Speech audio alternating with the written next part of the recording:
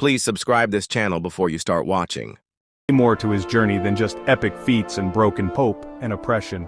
Samson's story begins before he's even born.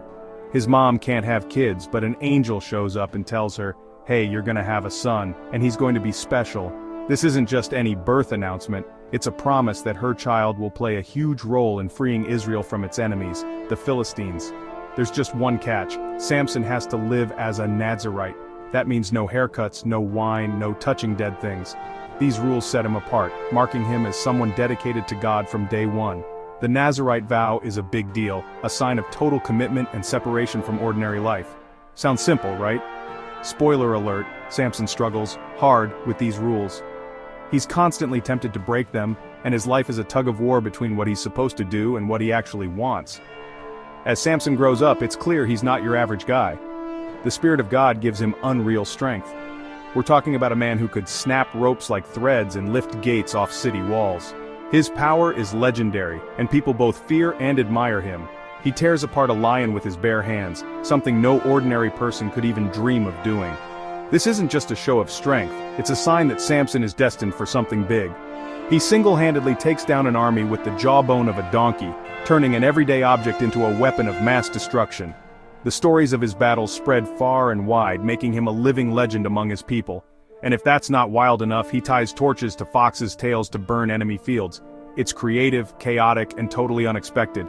Samson's way of fighting back when the odds are stacked against him. It's honestly wild. But here's the thing. Samson's also impulsive.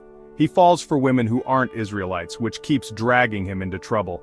His heart often leads him into risky situations, and his relationships become his greatest weakness. Enter Delilah. She's the femme fatale everyone remembers.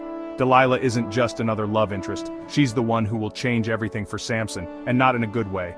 The Philistines, Samson's enemies, bribe her to find out the secret to his strength. They're desperate to stop him, and Delilah is their best shot at bringing down the unstoppable hero. After a lot of nagging, Samson finally spills. It's all about his hair.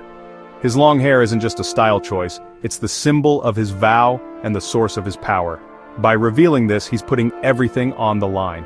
While he's sleeping, Delilah cuts it off, and Samson wakes up powerless.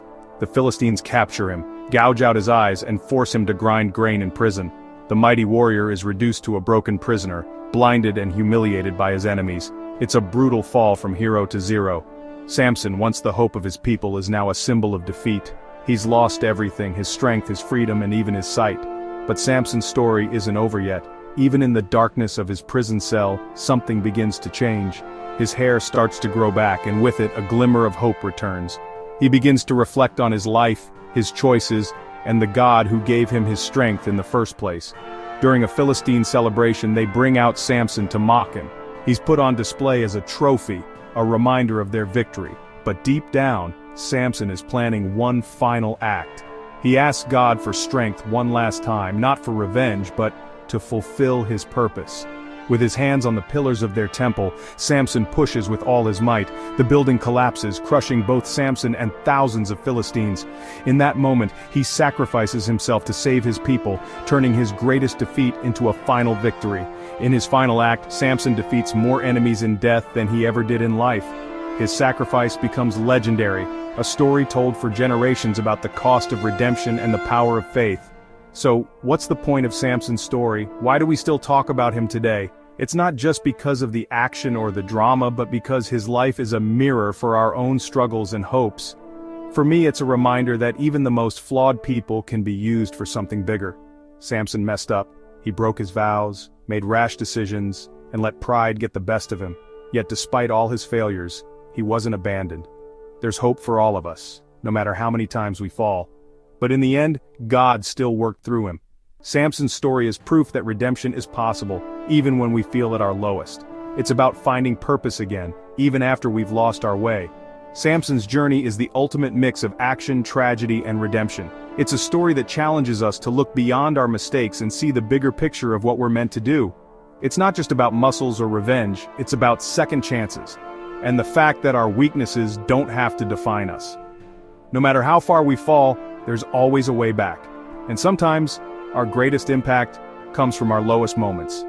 Thanks for tuning in, and if you want more epic stories from the Bible, stick around. I've got plenty more to share.